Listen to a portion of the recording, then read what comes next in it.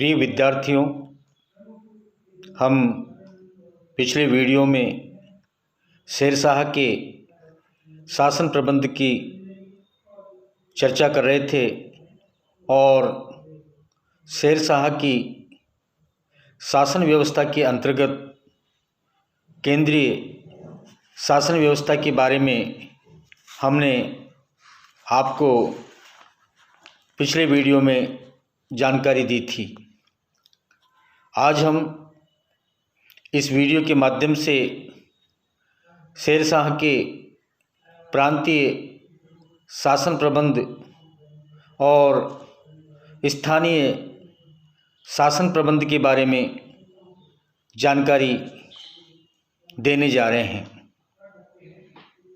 जहाँ तक शेरशाह के प्रांतीय शासन प्रबंध के बारे में जब चर्चा की जाती है तो शेरशाह की प्रांतीय शासन प्रबंध के विषय में विद्वानों में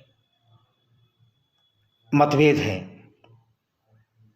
डॉक्टर कानूनगो का मत है कि शेरशाह के शासन की सबसे बड़ी इकाई सरकार थी तथा उसने अपने साम्राज्य को प्रांतों में नहीं बांटा था, परंतु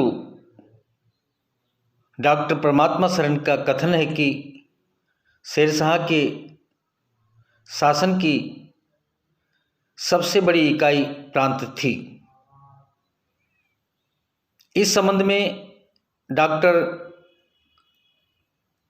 आशीर्वादी लाल श्रीवास्तव ने लिखा है कि शेरशाह के शासनकाल में प्रांतों के समान ही शासन प्रबंध की दृष्टि से विभाग मौजूद थे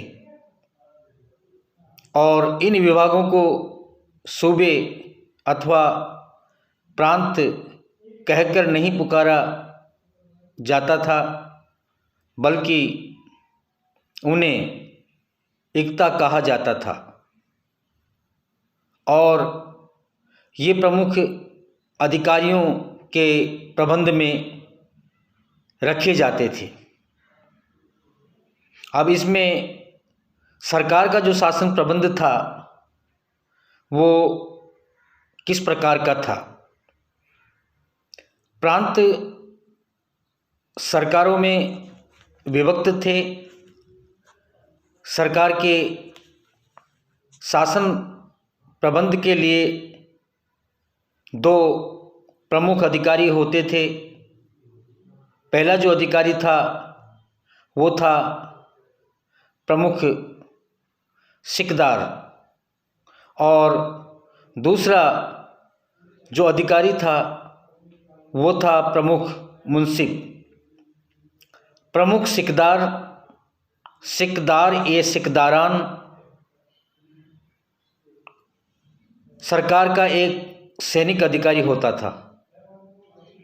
अपनी सरकार में शांति एवं व्यवस्था बनाए रखना और विद्रोही जमींदारों का दमन करना, फौजदारी मुकदमों का निर्णय करना आदि प्रमुख सिकदारों के कर्तव्य थे।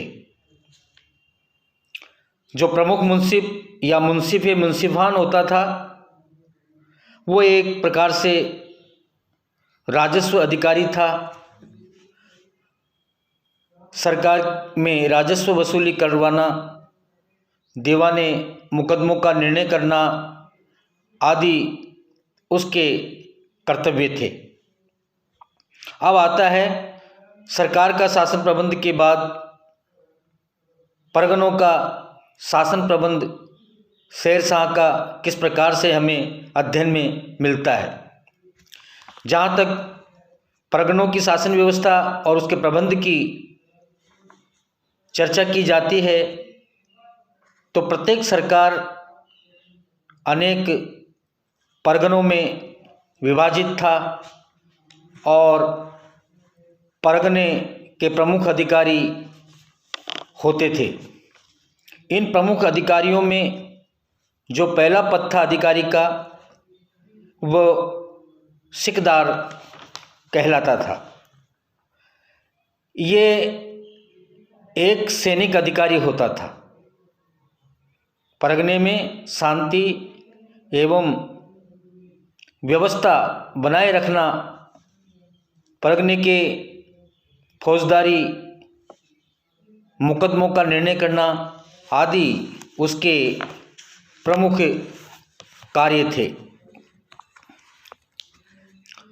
दूसरा जो अधिकारी होता था वो मुंसिफ कहलाता था। ये परगने का राजस्व अधिकारी था। भूमि की नाप करवाना और लगान व्यवस्था की देखभाल करना, दीवानी मुकदमों का निर्णय करना आदि उसके प्रमुख कार्य थे। तीसरा एक और अधिकारी होता था, वह कहलाता था खजांची। खजांची ये परगने के करों का धन जमा करता था और आय व्यय का हिसाब रखता था। अगले जो अधिकारी का जो उल्लेख हमें मिलता है वो लिपिकों के रूप में मिलता है। परगने में प्रत्येक परगने में 2 लिपिक होते थे। ये फारसी और हिंदी में हिसाब किताब रखते थे। अब आता है शेरशाह के ग्राम का शासन प्रबंध। प्रत्येक परगना कई ग्रामों में विभाजित था और प्रत्येक गांव में मुकद्दस, पटवारी और चौकीदार होते थे। मुकद्दम गांव का मुखिया होता था। गांव में शांति और व्यवस्था बनाए रखने का उत्तरदायित्व मुकद्दम पर था।